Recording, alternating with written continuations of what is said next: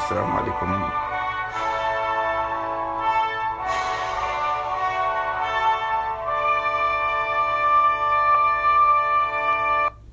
asalaamaaleykum asalaamaaleykum la Ousmane Dramé bu la réveiller conscience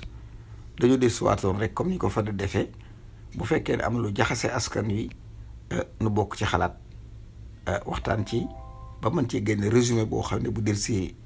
rek kenn ku ci nekk da nga am position bu baax wala position bu dëgër nga jël ko dañoo bëggoon nag bala ñoo commencé ngeen déglu capitaine Dièye ngeen di déglu bu noppee Ousmane Sonko jël nga xam ne ñaari xale lañ waaye tib yu bokkul lañ kii c'est un militaire boo xam ne Saint-Cyr la génne yor xam-xam bu doy kii doon nit koo xam ne ab sénégalais ordinaire la bu bàyyam jàngal mu jàng ci école yi génn dem di liggéey ci le trésor public kon na leen déglu ñoom ñaar kii soldat la maanaam la défense kii nga xam ne ci mbiri xaalis lay yëngatu ay tax ak yi demee noonu dama bëgg ñu bokk déglu ko ba pare après nu des sujets tabou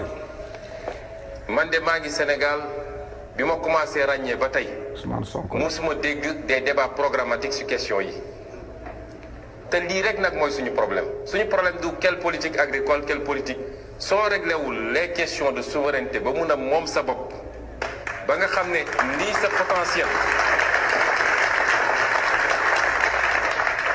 lii sa potentiel yépp tegu na sa loxo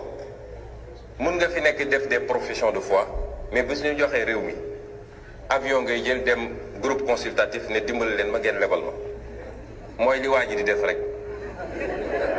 waaw kooku mooy Ousmane Sonko mi ngi noonu ci ay impôt ci lay yëngatu ak i taxe ak lépp loo xam ne fiscalité dañoo bëggoon ngi déglu nag suñ capitaine bii nga xam ne moom tubaab bee ko jàngal bu génne Saint-Cyr te kat am na lu suñ maam waxoon koy bañ mu nax la bu mu la jàngal suñ soldat bi tubaab bee ko jàngal dama bëggoon bokk déglu nag dégloo ko xel bu noppee nu bokk waxtaan. Maintenant gérer un conflit comme le Mali ñun suñu réew yi dañu amagul doole boobu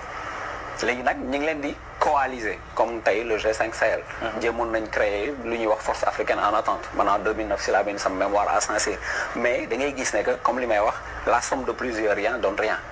c'est ay dëkk la yoo xamante ni néew doole goo xam ne attanuñ armée en fait donc armée bi c'est juste pour la forme comme ça moo tax Sénégal lim ci am tey war nañ ko sant yàlla mais dañ leen tane ci côté bu nekk mais amaguñu nag armée yooyu nga xam ne tey dañ naan France nag génn comme ni ko ñu bëri di waxee naan France nañ fi jógee ils n'ont qu'à dégager et cetera bis bi ñu fi jógee beneen problème mooy am et pourtant c'est un débat qui non man mosuma gëm loolu France tey gis nga suñu réew yi toll nañ foo xamante ni ci fragilité d'existence lépp loo xamante ni ay puissance étrangère la lépp loo xamante ni affaire franc CFA la lépp loo xam ne affaire indépendance la képp ku koy wax rek nit kooku war nañ ko moytu parce que da ngay fragiliser suñu dëkk ci kaw nga koy yóbbu parce que réew yi ni ñu bindoo dafa am benn jeu d'équilibre boo xam ne moo leen di téye c'est ça qui a brisé la Côte d'Ivoire c'est ça qui a brisé le Libye parce que dañuy dem ba laal affaire yoo xamante ni en fait techniquement dëkk yi mënaguñ ko assumer. amaguñ doole voilà amaguñu doole bi. donc kii moom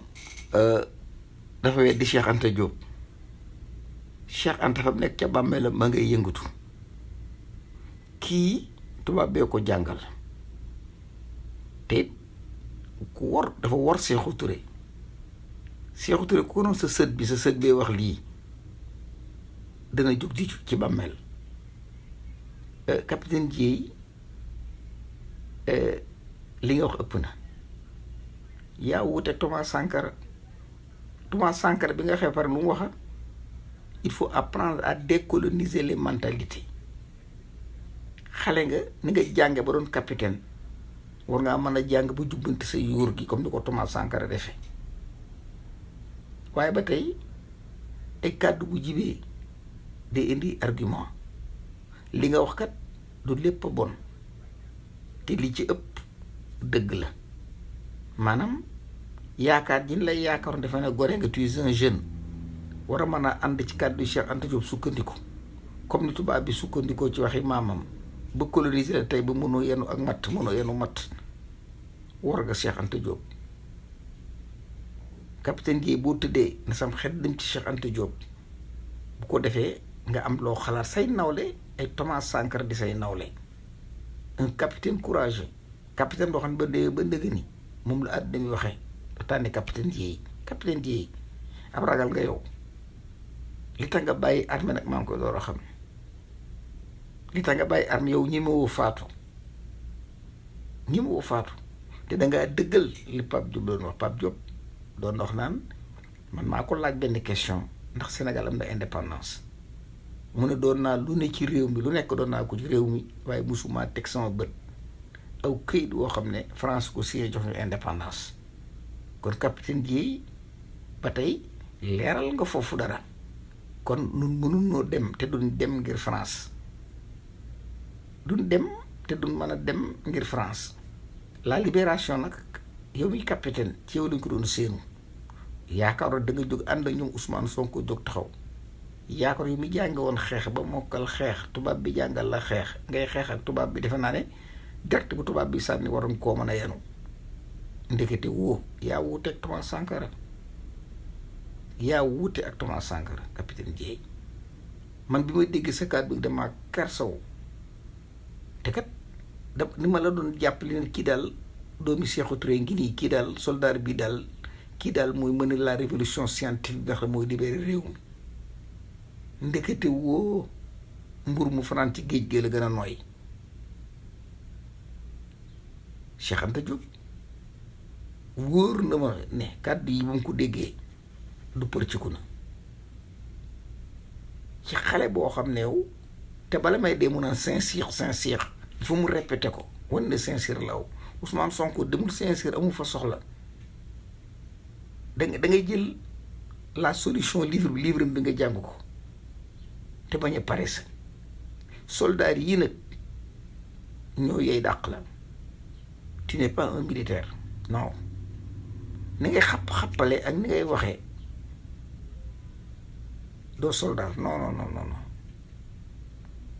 militaire dëgg taxaw Sankara lay taxaw militaire dëgg day dëgër militaire dëgg day am xorom mais yow wolof sax déggoo ko prononcé rek prononcé heureusement nag ba Macky Sall ak soldat yëpp àndee kii kat nañ ko ba mu dem kan jóg ci Sénégal réew mi kenn moomu kudul noonu bu baaxee noonu la baaxal te lii Ousmane Sonko koy wax nañ ko déglu ma di leen xamal du Ousmane Sonko képp mooy wax Ousmane dafa am armée bi ñu ànd ak moom di ko joxe xalaat dafa waa Sénégal ba Sénégal daj dafay communiquer ak ñoom Pastef doon groupe bu restreint bu ndaw boo xam ne ci waxtaan ak conseil Ousmane ak jàppale Ousmane ci la ñu nekk Ousmane dellu am ay patriotes yoo xam ne ñu ci àll bi la diaspora ndaxam bokkuñu Pastef mais xel yu dëgër këng lañ yu ay bagages lañ yor ñooñu aussi ngi topp ci ginnaaw Ousmane Sonko ànd ak moom di xeex topp ci ginnaaw Ousmane Sonko nekkul ne dafay jiitu di dóor déedéet dañuy àndi dóor comme ni mu ko bëggee waaye capitaine Dièye moom lii mu def ay xéewal la jërëjëf Sékou Touré defoon naa ne sa sët bii dana ñemee tubaab ndekete woo capitaine Dièye doxu sigg xoolu tubaab Thomas Sankara jërëjëf waaw tu as donné le bon exemple tu as montré la voie de la libération en tant que jeune Cheikh Anta Diop gërëm na la te xam naa Cheikh Anta Diop ak capitaine Dièye non Thomas Sankara capitaine Dièye bu ñu toogoon jàkkaarloo malgré capitaine Dièye est un Sénégalais mais Cheikh Anta Diop Thomas Sankara lay jàpp loxoom bu fi Sékou Touré nekkoon Thomas Sankara moo koy gënal capitaine Dièye te bu fi Sékou Touré nekkoon capitaine Dièye du dem fu mu jaar dem camp fu mu jaar dem camp ba te bu ñu pendre ko da ngay mel ne Sonko toppat ci Ousmane Sonko juum nag mënta ñàkk lii nga fi indi wax ko xéewal la ndax xamuñu ko woon te ñu ngi lay door a xam te xàmme nañ la ràññee nañ la capitaine Dièye yaay ñëw ba ci digg marché bi nga futti ko def yaramu neen say xotti tat ni ci biti ñëpp jàkkaar la yow nga mel ne la sa ndey jure woon Ousmane Sonko du sa morom Ousmane nag ku yeewu la ba nga ne asalaamaaleykum la dellu ginnaaw may la bët di la xool di xaar bi sub tey bii tey dangaa futt ko ne donc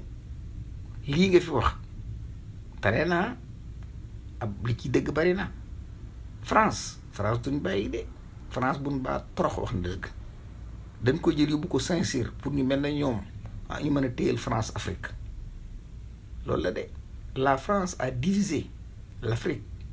pour mieux gérer bi nga xamee ne mi ngi fi nekk la France avait regroupé ses colonies comme des troupeaux pour mieux gérer une bonne gérance loolu la def ba muy dem dañoo tas fenn fu ne sagar dem fa loolu la capitaine Dièye di wax maanaam li ko tubaab bi jàngal bi muy tas Afrique loolu la gëm loolu la fi nettali waaye France dana dem France dégage foog France dem France daañu ko dégager dana dem te dana génn adduna bi ay loi la am capitaine Dièye du force dama ñëw rek taxaw coloniser nit toog ci ab xolam loolu Sonko xam na ko Sonko xam nañ koy lijjantee demal nga tuub te sangu ji dikk ànd ci dongoy Sonko yi capitaine Dièye il faut sa bët yi ku ko xool xam ne ñemewoo ni ngay waxe ak ni ngay prononcer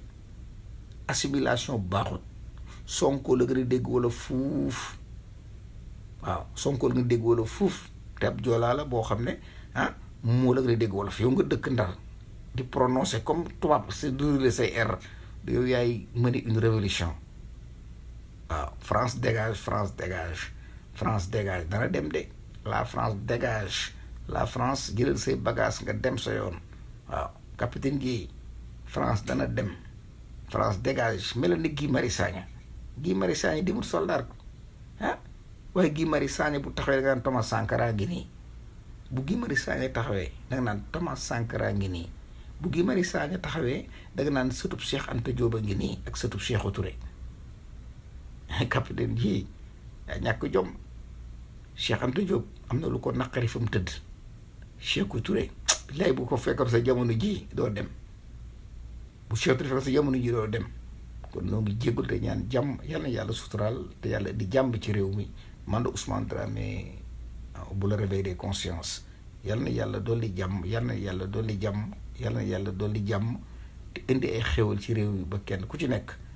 mën a jot la ngay jot te Ousmane Sonko nu bokk ko ñaanal nan ko bokk ñaanal yàlla bàyyi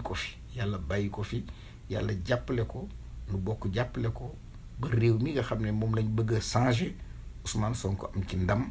nu bokk ci am ndam muy ndam loo xam ne ñépp a ko bokk man de Ousmane Dramé bu la réveil